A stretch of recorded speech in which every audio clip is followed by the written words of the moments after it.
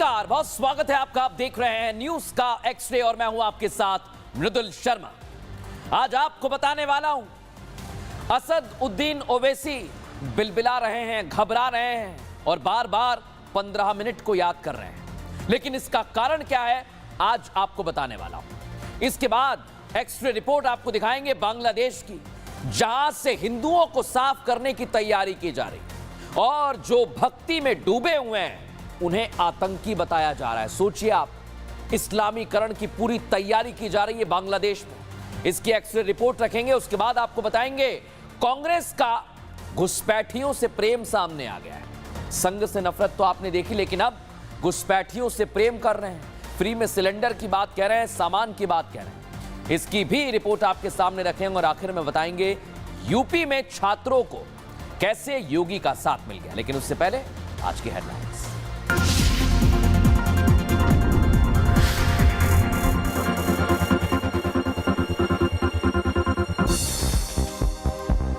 महाराष्ट्र में चुनाव प्रचार के बीच सनातन के रंग में दिखे प्रधानमंत्री मोदी। पनवेल में इस्कॉन मंदिर पहुंचकर भगवान श्री कृष्ण के किए दर्शन पूजन, पुजारियों के साथ मंजीरे भी बजाए। उत्तर प्रदेश के मुख्यमंत्री योगी आदित्यनाथ ने झारखंड में फिर दोहराया बटेंगे तो कटेंगे का नारा। कहा, बंटने से बना पाकिस्तान और बांग्लादेश। दिल्ली एमसीडी में फिर बना आप का मेयर। महेश खींची ने 3 वोटों से दर्ज की जीत। आप पार्षदों ने महेश खींची को दी जीत की बधाई। नोएडा में मामूली विवाद के बीच सड़क पर हुई चाकूबाजी। चाकू से गोदकर एक युवक की हत्या, पुलिस ने दर्ज किया केस। मैरिज एनिवर्सरी पर दिल्ली के पूर्व सीएम केजरीवाल ने अपनी पत्नी संग तिरुपति बालाजी में किए दर्शन, लिया भगवान का आशीर्वाद। कोलकाता में लॉटरी घोटाले के सिलसिले में ईडी का छापा। धन संशोधन से जुड़े भ्रष्टाचार के मामले में जांच कर रही है ईडी की टीम। यूपी के देवरिया में महिला से लूट के बाद हत्या, इलाके में मचा हड़कंप, पुलिस मामले की जांच में जुटी। हरियाणा के पलवल में 3 गाड़ियां आपस में टकराई, हादसे में कई लोग घायल, घायलों का इलाज अस्पताल में जारी। बेरूत के अंतर्राष्ट्रीय एयरपोर्ट के पास इजराइल की एयर स्ट्राइक, बमबारी में हिजबुल्लाह के कई ठिकाने तबाह। ब्राजील में सुप्रीम कोर्ट के पास वाले इलाके में 2 विस्फोट, सुप्रीम कोर्ट को कराया गया खाली, विस्फोट में एक शख्स की मौत।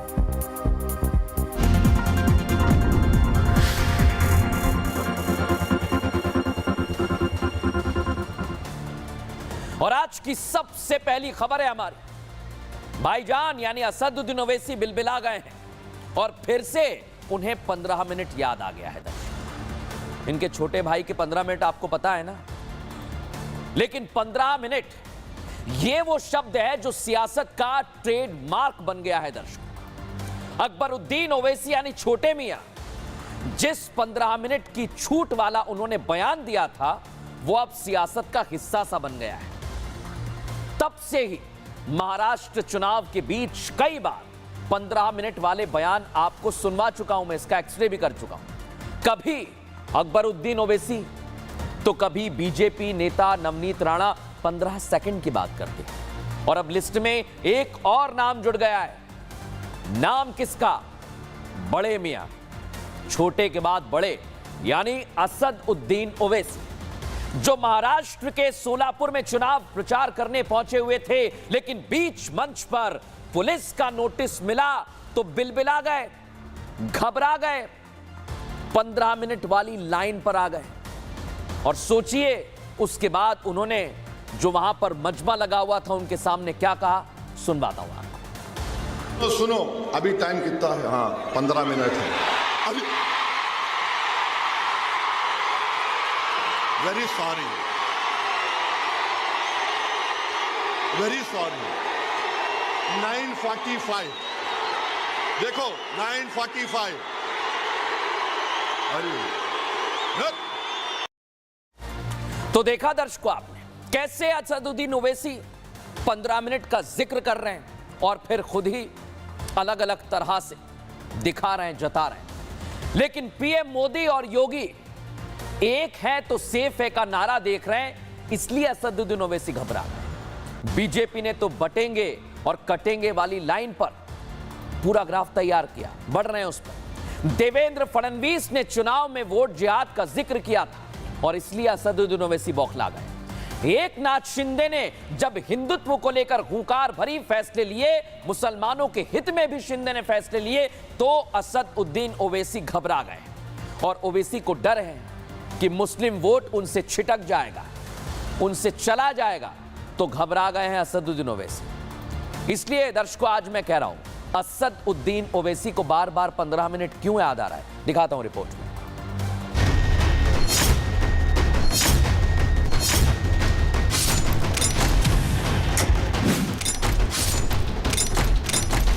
महाराष्ट्र की सियासी लड़ाई में लगता है 15 मिनट वाला दांव चल रहा है। मंच ओवैसी ब्रदर्स का होता है तो 15 मिनट वाली लाइन खुद ब खुद आ जाती है। पहले छोटे ओवैसी ने पंच मारा तो राजनीति में चर्चा का विषय बन गया। अब छोटे के बाद बड़े मियां भी उसी लाइन पर आगे बढ़ गए हैं। अब ये संयोग है या प्रयोग, लेकिन लड़ाई महाराष्ट्र की है। सुनो सुनो, अभी टाइम कितना है? हाँ, 15 मिनट है अभी। Very sorry, very sorry. 9:45 देखो, 9:45। जगह सोलापुर थी, मंच ओवैसी का था, टाइमिंग भी भाईजान के हिसाब से ही थी। मुंह पर हाथ, हैरान करने वाला स्टाइल, कुल मिलाकर पूरा स्क्रिप्टेड, या यूं कहें कि बड़े मियां जानबूझकर ये कर रहे थे, क्योंकि उनकी बॉडी लैंग्वेज तो यही कह रही है। सामने मुसलमानों की जमात और मंच पर AIMIM के नेता। भाईजान देने तो सियासी भाषण आए थे, लेकिन शायरियों के जरिए महाराष्ट्र पुलिस पर हमला बोला। हमला नोटिस के लिए था, जो पुलिस ने उन्हें थमाया, जिसमें हिदायत दी थी कि अपनी स्पीच में किसी भी मजहब के जज्बात को ठेस ना पहुंचाएं और ना ही भड़काऊ भाषा का इस्तेमाल करें। बस फिर क्या था, ओवैसी ने शायरी वाला रास्ता अख्तियार कर लिया। मेरे को लव लेटर दिए, जहां मैं चले जाता हूं महाराष्ट्र में, आपसे मोहब्बत का इसका खत लेकर आए हमारे लिए।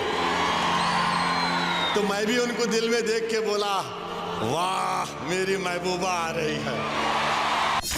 नोटिस को अपनी महबूबा बताने के बाद ओवैसी ने पुलिस से सवाल किया कि PM मोदी को नोटिस क्यों नहीं भेजते। मोदी को नोटिस नहीं दिए, ओवैसी को दिए। 3 दिन पहले मोदी आए थे, मोदी को देना था ना, देना था नहीं देना था, उनको नहीं दिए, ओवैसी को दिए, क्योंकि मैं सन इन लॉ हूं, क्या हूं नहीं मालूम। महाराष्ट्र में जिस तरह 15 मिनट 15 सेकंड वाली बयानबाजी शुरू हुई है, उसे लेकर बीजेपी का भी बयान सामने आ गया है। चौकी राजा कहे मैं दिल्ली को घेर लूंगा, ओवैसी कहे 15 मिनट में बता दूंगा, आबिद कहे कि ये पाकिस्तान होता लखनऊ तक। ये बोट के सौदागरों ने देश में आतंक जैसा माहौल पैदा कर दिया है। अब सवाल ये कि क्या महाराष्ट्र चुनाव के रिजल्ट में 15 वाली लाइन का असर दिखेगा?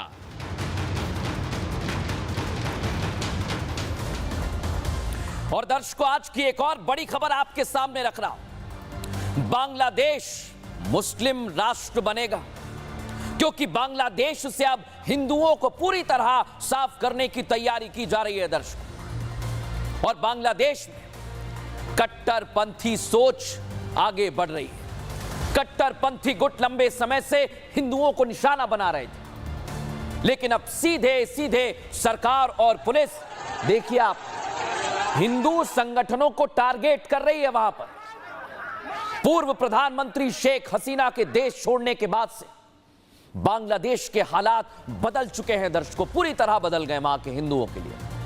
यूनुस की सरकार, मोहम्मद यूनुस की सरकार में अब हिंदू इतने से भी सुरक्षित नहीं है, जरा भी सुरक्षित नहीं है। और इस बीच बांग्लादेश के अटॉर्नी जनरल, जिनका फोटो मैं आपको दिखा रहा हूं, ये संविधान में एक बड़े बदलाव की तैयारी कर रहे हैं, डिमांड कर रहे हैं, जिससे हिंदू प्रभावित होगा। अगर इस मांग को मान लिया गया, संशोधन को मान लिया, तो बांग्लादेश में हिंदू रह नहीं पाएंगे, नहीं रह पाएंगे वहां पर। उन्हें मजबूरन वहां से भागना पड़ेगा। नहीं तो धर्म परिवर्तन करना ही उनके पास आखिरी विकल्प होगा। दर्शकों, बहुत बड़ी बात कह रहा हूं मैं, लेकिन आज बांग्लादेश के अटॉर्नी जनरल का पूरा एक्सरे किया है। ये क्या मांग कर रहे हैं, ये कैसे हिंदुओं के खिलाफ आ गए। दर्शकों, आइए जरा आपको बताता हूं। ये आप देखिए, मोहम्मद असदुज्जमान इनका नाम है। ये बांग्लादेश के अटॉर्नी जनरल हैं। संविधान में धर्मनिरपेक्ष सेकुलर शब्द को हटाने की मांग कर रहे हैं ये, और देश की 90% मुस्लिम आबादी होने का तर्क दे रहे हैं। सोचिए जरा, कह रहे हैं कि पहले अल्लाह पर हमें भरोसा और आस्था थी, अब मैं चाहता हूं, ये कह रहे हैं जनरल, कि सब पहले जैसा ही हो जाए। बांग्लादेश के संविधान में अनुच्छेद 2A का जिक्र किया गया दर्शकों, यानी सभी धर्मों के पालन का समान अधिकार बांग्लादेश में मिलता है। लेकिन अब आर्टिकल 9 बंगाली राष्ट्रवाद की बात करता है। यह विरोधाभासी है, कह रहे हैं जनरल साहब। अब संवैधानिक संशोधन लोकतंत्र को दर्शाते हैं। इन्होंने अपनी बात तो रख दी है, यानी इनका कहना यह है दर्शकों, बड़ी बड़ी मोटी मोटी बात समझ लीजिए, कि बांग्लादेश में 90% मुसलमान रहते हैं, तो फिर बाकी धर्मों को अधिकार क्यों मिले।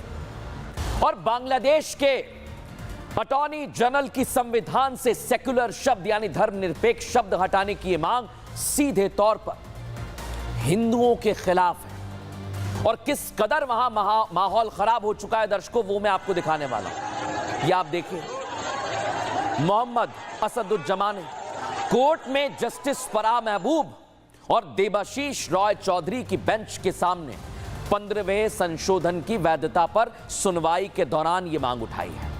अब आप सोचिए, इसी बात से अंदाजा भी लगाइए कि बांग्लादेश में हिंदुओं के खिलाफ जहर किस कदर फैल चुका है। एक छोटी सी गलती की वजह से बांग्लादेश का हिंदू खतरे में आ गया है दर्शकों।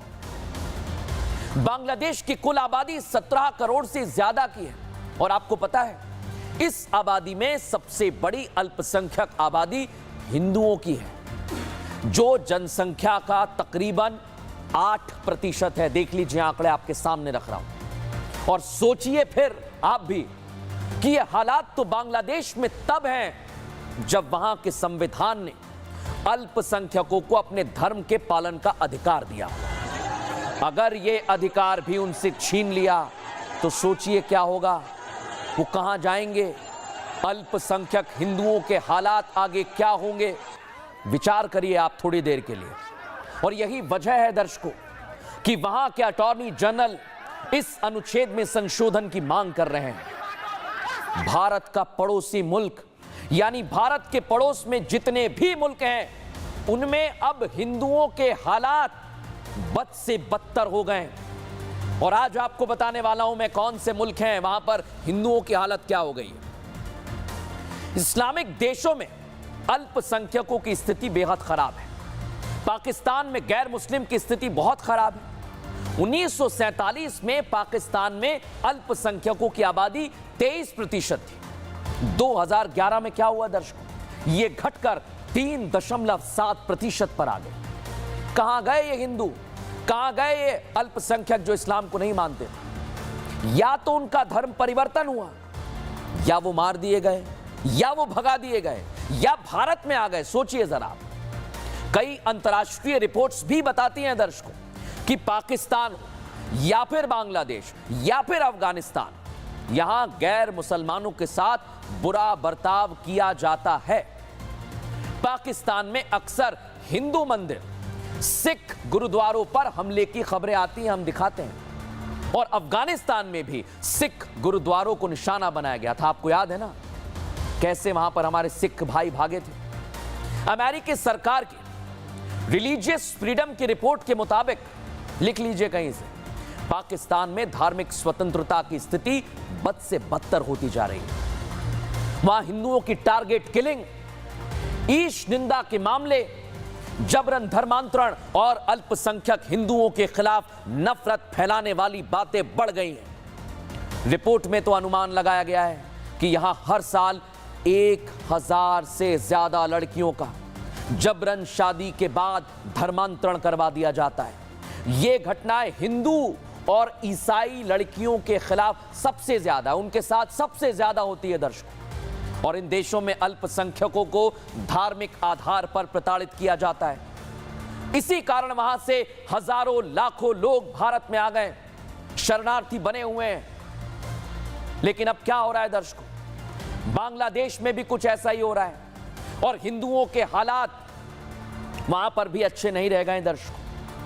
अब तो हालात बद से बदतर हो रहे हैं और हालातों को देखकर लगता है कि आने वाले वक्त में वहां पर सिर्फ मुस्लिम ही रह जाएंगे, क्योंकि बांग्लादेश में ना हिंदुओं को बख्शा जा रहा है, ना हिंदुओं के मंदिरों को और ना ही हिंदू संगठनों को। बहुत बड़ी बात कह रहा हूं मैं, इसका सबूत आज आपके सामने रख रहा हूं। इस्कॉन टेम्पल आप जाते होंगे, आपके शहर के आसपास होगा, अब तो उस पर भी बांग्लादेश में उंगली उठाई जा रही है, सोचिए आप।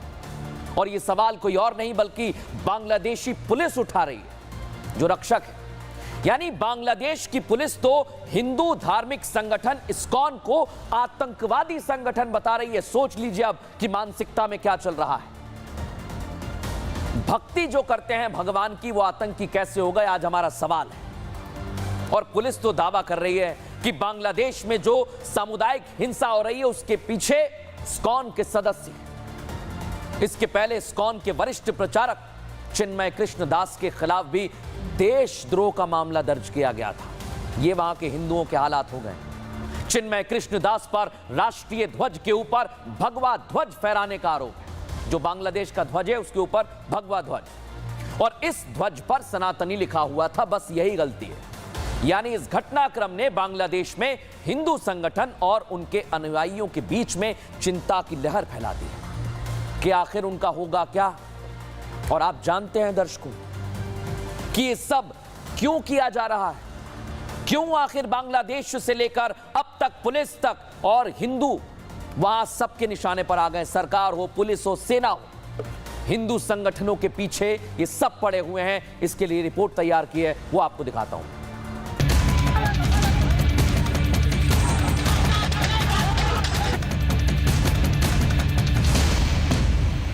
জয় শ্রীরাম বলে তারা স্লোগান দিয়েছে। এছাড়া আমাদের ফেসবুকে এই সংক্রান্ত যে বিভিন্ন প্রচারণা, সেখানকার যে সম্পৃক্ততা সেটা এবং গোয়েন্দা তথ্য সবকিছু বিচার বিশ্লেষণ করে আমরা এখন পর্যন্ত জানতে পেরেছি ইসকন সমর্থকরাই এই ধরনের ঘটনার সাথে জড়িত রয়েছে। আমরা জেনেছি তারা ইসকন সমর্থক। ये मोहम्मद यूनुस सरकार की पुलिस के वो खोखले दावे जो हिंदू धार्मिक संगठन इस्कॉन को आतंकी संगठन करार दे रहे हैं। इस्कॉन की भक्ति को सामुदायिक हिंसा से जोड़ने की साजिश रची जा रही है।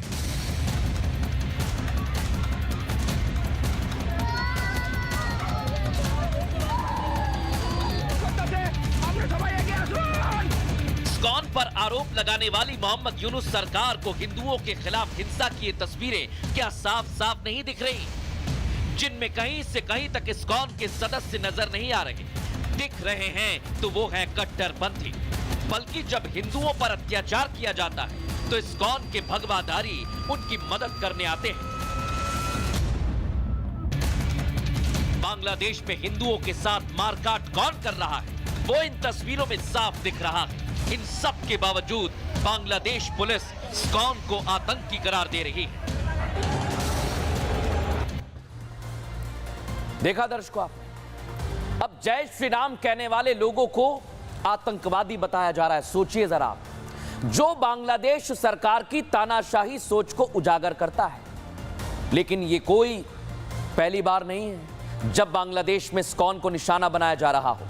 बांग्लादेश के चिटगांव में कट्टर इस्लामिक संगठन हिफाजत ए इस्लाम ने शुक्रवार की नमाज के बाद इस्कॉन के खिलाफ एक रैली निकाली। उसकी तस्वीर जरा आप देखिए। इसमें इस्कॉन मंदिर के जो भक्त हैं उन्हें पकड़ने और उनका कत्ल करने के नारे लगाए गए हैं। दर्शकों, ये प्रदर्शनकारी यहां पर जो नारे लगा रहे हैं, पता है आपको क्या कह रहे हैं कि इस्कॉन पर अगर बैन नहीं लगाया गया तो वो आंदोलन करेंगे, सड़कों पर आएंगे। सुनिए जरा।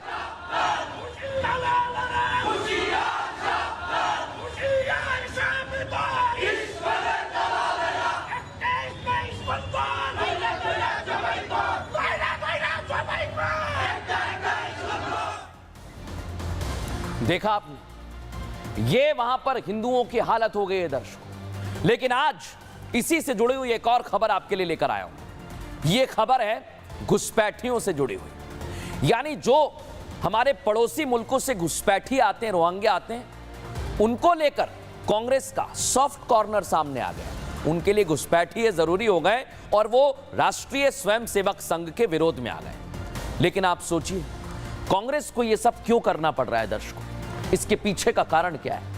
आज एक एक चीज हम बताने वाले हैं, एक्सपोज करने वाले हैं। झारखंड में पहले चरण का मतदान तो हो चुका है, अब दूसरे चरण का है और साथ ही महाराष्ट्र में भी चुनाव है। लेकिन अब कांग्रेस की सच्चाई बीच चुनाव मैदान में सामने आ गई है दर्शकों।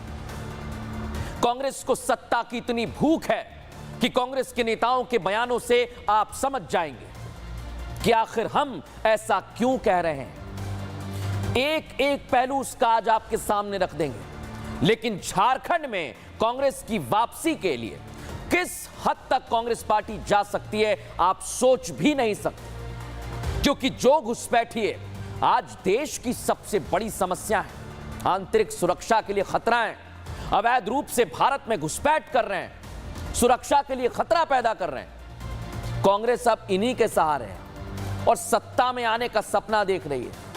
यानी एक तरफ है घुसपैठिए जिनसे प्रेम कर रही है कांग्रेस, उधर महाराष्ट्र में कांग्रेस के नेता राष्ट्रीय स्वयंसेवक संघ को आतंकी बता रहे हैं। सोचिए कैसे दो राज्य हैं और दोनों में कांग्रेस को सत्ता की वापसी के लिए बेचैनी हो रही है।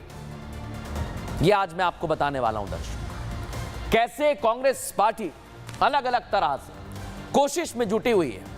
क्या कर रही है वो, आइए जरा आपको दिखाता हूं। यही सबसे बड़ी बात है दर्शकों कि आखिर कैसे ये काम कर रहे हैं। एक तरफ देखिए आप, झारखंड है, झारखंड में क्या कर रहे हैं, घुसपैठिए जो आ रहे हैं बॉर्डर पार से, उन्हें सिलेंडर दे रहे हैं। सोच लीजिए आप, घुसपैठियों को सिलेंडर देंगे, फ्री में सिलेंडर दे देंगे। और इधर क्या कह रहे हैं महाराष्ट्र में कि आरएसएस आतंकी संगठन है। यानी दो राज्य हैं, इनका कॉन्सेप्ट क्लियर है दर्शकों। और आज सबसे बड़ा सवाल यही पूछा जा रहा है कि आखिर ये कैसी मानसिकता है, क्योंकि झारखंड कांग्रेस के प्रभारी गुलाम अहमद मीर जो सत्ता में आने के लिए इतने बेकरार हैं कि उन्होंने कह दिया कि अगर झारखंड में इंडी गठबंधन की सरकार बन गई तो 450 में सिलेंडर दे देंगे। सोचिए आप, सिलेंडर देने के ऐलान में कोई दिक्कत नहीं हुई इन्हें, लेकिन ये सब चुनावी वादे हैं, ये करते हैं। बाद में चुनावी वादों में अगर घुसपैठी आ भी जाएं तो ये क्या कहेंगे, सोचिए आप। अहमद मीर कह रहे हैं कि सरकार बनने पर सिलेंडर देने में ना हिंदू, ना मुसलमान, ना घुसपैठिया, किसी को बिना देखे सिलेंडर दिया जाएगा। ये देखेंगे ही नहीं। सोचिए जरा, इनकी मानसिकता समझिए। क्या कह रहे हैं सुनवाता हूं आपको। जैसे सरकार बनेगी 1 दिसंबर से गैस सिलेंडर का कीमत सिर्फ 450 रुपए। हिंदू देखा जाएगा, ना मुसलमान देखा जाएगा, ना घुसपैठिए देखा जाएगा, तो ना कोई और चीज देखा जाएगा। किसी भी तबके से हो उसको 450 रुपए में गैस सिलेंडर दिया जाएगा। देखा आप, लेकिन आज कांग्रेस पार्टी की यही सोच एक्सपोज कर रहे हैं हम इस रिपोर्ट के जरिए।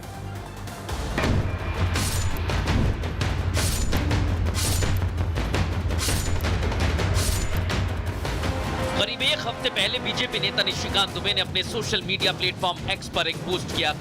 पोस्ट झारखंड सरकार से जुड़ा, जिसमें कांग्रेस और जेएमएम की वोट बैंक की राजनीति के लिए घुसपैठियों का सहारा लेने का जिक्र था। निशिकांत दुबे ने पोस्ट के जरिए घुसपैठ की साजिश करने वाली बात कही, लेकिन अब कांग्रेस के नेताओं का असली चरित्र सामने आ गया। चुनाव जीतने के लिए कांग्रेस के नेता खुलेआम वादे कर रहे हैं। वादे जनता के लिए तो ठीक है, लेकिन घुसपैठियों पर भी उनके सुर समर्थन वाले सुनाई दे रहे हैं। जैसे सरकार बनेगी 1 दिसंबर से गैस सिलेंडर का कीमत सिर्फ 450 रुपए। हिंदू देखा जाएगा, ना मुसलमान देखा जाएगा, ना घुसपैठिए देखा जाएगा, तो ना कोई और चीज देखा जाएगा। किसी भी तबके से हो उसको 450 रुपए में गैस सिलेंडर दिया जाएगा। झारखंड में जेएमएम और कांग्रेस के तुष्टीकरण वाली राजनीति को लेकर पीएम मोदी ने हमला बोला और इसे देश के लिए खतरा बताया। उनका एक नेता घोषणा कर रहा है कि जो घुसपैठिए हैं, रोहिंग्या हैं, बांग्लादेशी हैं, उनको हम सस्ते में गैस सिलेंडर देंगे। ये वोट पाने के लिए देश के साथ कैसा खेल खेल रहे हैं, इसका ये उदाहरण है। कांग्रेस नेताओं के मंसूबे धीरे धीरे सामने आ रहे हैं। कांग्रेस सत्ता वापसी के मोह में इस कदर डूब चुकी है कि उसे घुसपैठियों से भी परहेज नहीं है। लेकिन देश के गृह मंत्री अमित शाह साफ कर चुके हैं कि झारखंड से चुन चुनकर घुसपैठियों को वापस भेजा जाएगा। हेमंत सरकार का ध्यान केवल और केवल घुसपैठियों को घुसाने के लिए है। मैं आपको वादा करता हूं, इंसान तो क्या, परिंदा भी पैर नहीं मार पाएगा, घुसपैठ नहीं। एक एक को चुन चुनकर झारखंड से वापिस भेजने का काम भारतीय जनता पार्टी करेगी। मुस्लिम तुष्टीकरण की राजनीति के बाद अब घुसपैठियों को लेकर कांग्रेस का सॉफ्ट कॉर्नर सब कुछ बता रहा है, जिसे लेकर अब सियासी बयानबाजी शुरू हो चुकी है। घुसपैठी कौन है करके आप बताइए। आप सारे झारखंडियों को घुसपैठी बोल के जो हम गारंटी देता है उसको ना देने का काम करवाने का कोशिश करता है, उसके लिए हम राजी नहीं है। जो मुस्लिम तुष्टीकरण की राजनीति कांग्रेस करती है, कांग्रेस की ये सोच देश के सामने उजागर हुई है। और जिस तरह से यहाँ पे इनके प्रभारी ने कहा, मीर साहब ने, कि हम बांग्लादेशी घुसपैठियों को भी सब अधिकार देंगे, ये दिखाता है कि राहुल गांधी जी की सोच क्या है। एक तरफ झारखंड में कांग्रेस और जेएमएम घुसपैठियों के समर्थन में दिखाई दे रहे हैं, तो बीजेपी का एजेंडा साफ है कि जो देश के लिए खतरा होगा उसे बाहर किया जाएगा, जिसमें सबसे पहले प्रायोरिटी पर घुसपैठिए हैं। झारखंड में तो आपने देख लिया कांग्रेस की सच्चाई, घुसपैठियों से प्रेम। अब आपको लेकर चलने वाला हूं मैं महाराष्ट्र, जहां पर ये आरएसएस को आतंकी संगठन बता रहे हैं दर्शक। लेकिन आज इसका भी हमने एक्सरे किया है, कौन है ये नेता, क्योंकि झारखंड में कांग्रेस के नेता का चेहरा आपने देख लिया है। अब महाराष्ट्र में कांग्रेस एक बार फिर आरएसएस को लेकर विवादित टिप्पणी कर फंस गई। राष्ट्रीय स्वयंसेवक संघ, जो किसी भी परिस्थिति में किसी भी आपदा में जाते हैं, बिना भेदभाव के, बिना जाति धर्म देखे लोगों की मदद करते हैं, निस्वार्थ भाव से सेवा करते हैं, अब कांग्रेस को वो आतंकी नजर आ रहे हैं।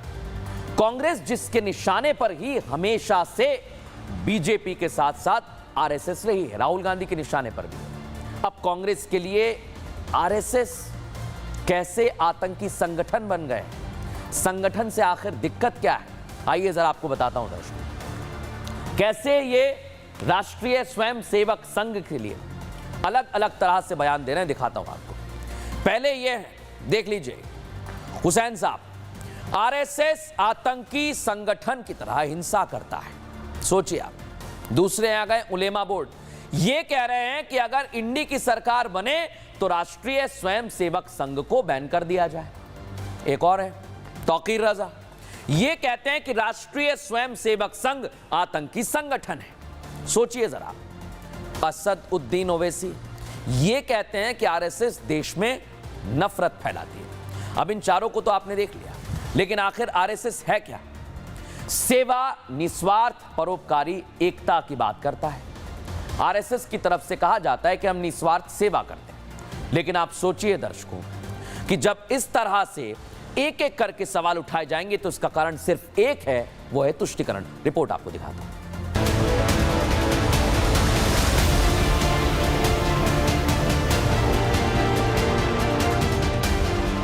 आरएसएस यानी राष्ट्रीय स्वयंसेवक संघ, जो सिखाता है सेवा, एकता, निस्वार्थ और संकल्प। इन्हीं शब्दों और भावनाओं को एक साथ लिए आरएसएस काम करता है।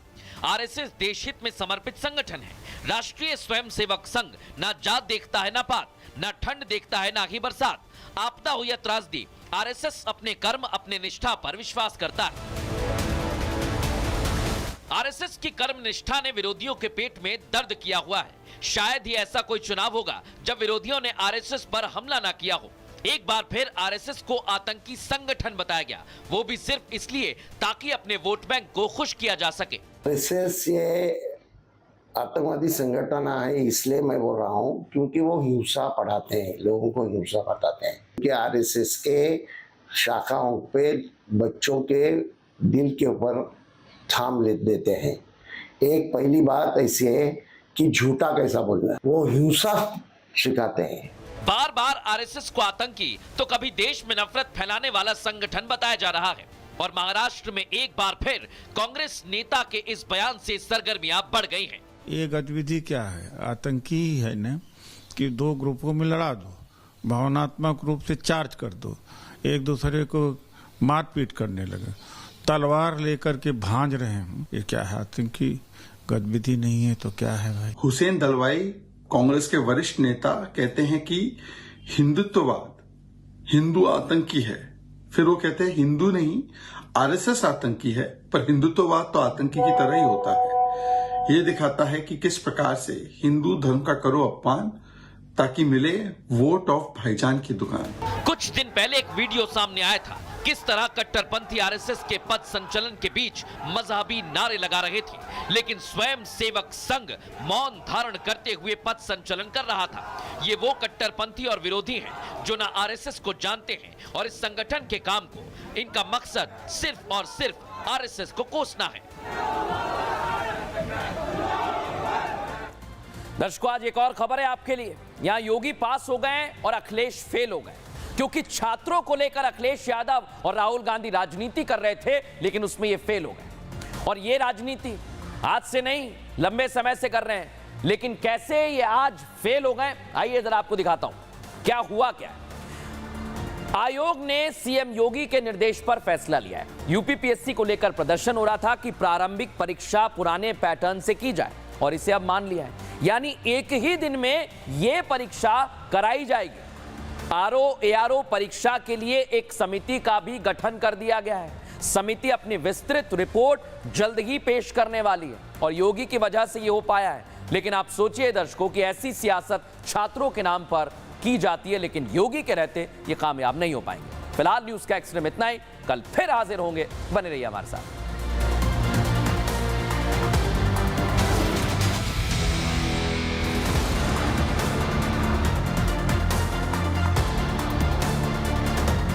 मन से उठाया गया और उसके बाद अब उन्हें गिरफ्तार करके यहाँ से ले जाया जा रहा है। ये वही जगह है कल जहाँ पर आगजनी हुई थी। जगह जगह गाड़ियों के जले हुए अवशेष आपको नजर आ रहे हैं, लेकिन अब तमाम फोर्सेस के बीच में नरेश मीणा की जो गिरफ्तारी